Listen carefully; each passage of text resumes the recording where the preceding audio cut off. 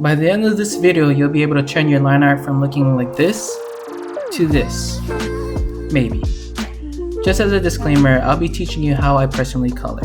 So don't feel like you have to change the way you're comfortable with just because it's the way I do. And I'm still learning myself, so the way I color here might be different a month from now. If you feel like my way is something that you find easier or useful, by all means feel free to use my techniques.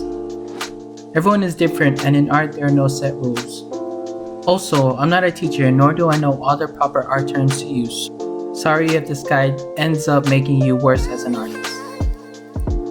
But if there's something that seems unclear, please leave a comment asking any questions that might pop up.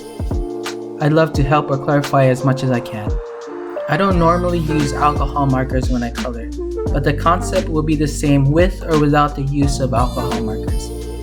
With alcohol markers, it's just quicker to color the whole character. As you will see, using just colored pencils is a very tedious process.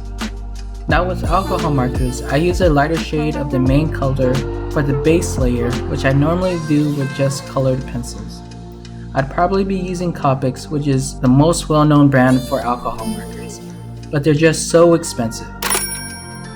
But these markers that I'm using are easy on the wallet, and this was just the cheapest I can find on Amazon. Once I perfect using them, I'd probably go for the higher quality set, but for now this does the job. Remember, you don't have to go broke creating beautiful pieces of art. If you're already broke like me, then all the more your cheapest option may be the best option. Before using alcohol markers, I'd suggest having a scrap piece of paper handy. A lot of times the color on the marker cap don't match what comes out of the marker, for this set at least. If you're into blending, these are perfect to get the effect, but takes time to get to know how the marker reacts when you start bleeding them together. There's not much I can say about alcohol markers except to practice before committing to the actual drawing. Once the paper is marked, there's not much you can do to undo it. The colored pencils will give the picture more depth and really make the piece pop. The colored pencils I'm using are Crayola colored pencils. Yes, the same ones you picked up before you started a new school year. Or the ones that your kids use to create that drawing that's supposed to be hanging on the fridge.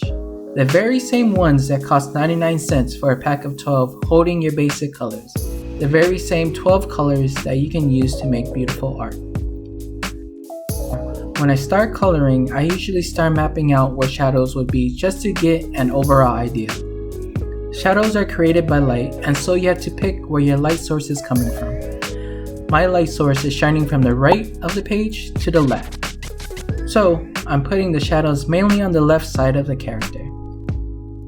For practice, it's good to have a reference picture to look at until you're comfortable with how light reacts on different surfaces. I'm no expert at this, and I do use reference pictures, but like I said, there's no rules and you can totally just make up where you decide to put a shadow.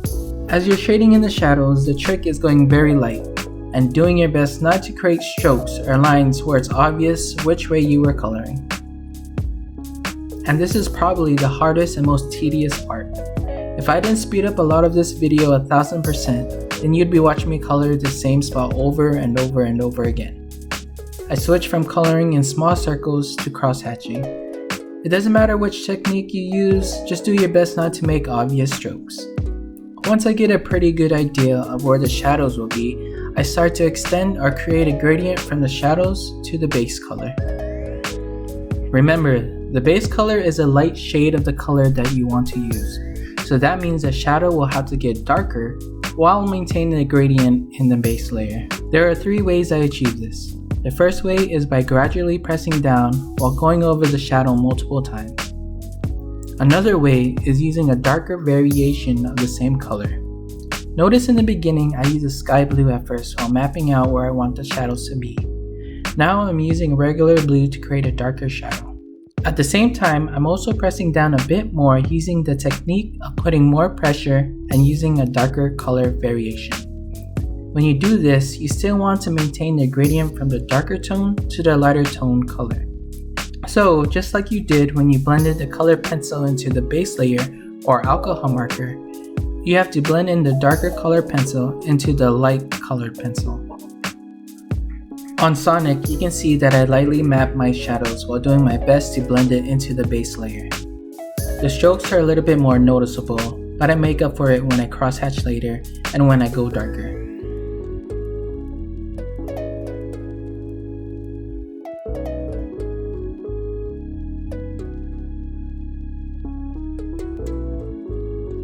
Now I'm going over the blue, but I'm adding more pressure each time I go over the same spot where the shadow would be.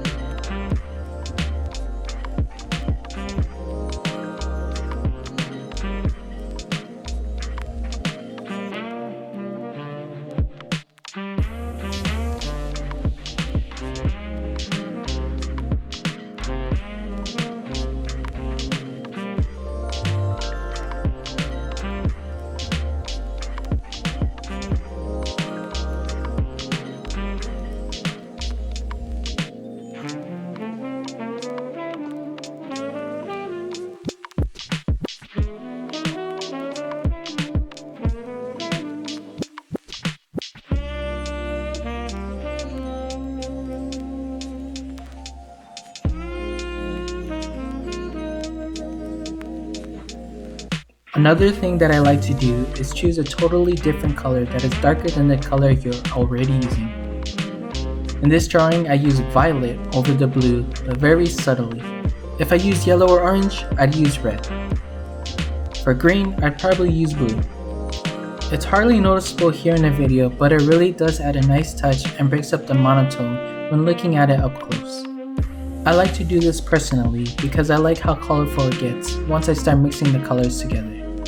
As you continue to darken the layers, remember, go slow and stay light. It's much easier to add layers to darken, but I have yet to find a way to lighten the layers without ruining the pictures once you go too dark. I'm sorry, I didn't realize my camera was dead the whole time I was adding the details, but here's snippets from my live stream doing that. If your subject is supposed to be metal or a smooth surface, the light will reflect off it even more.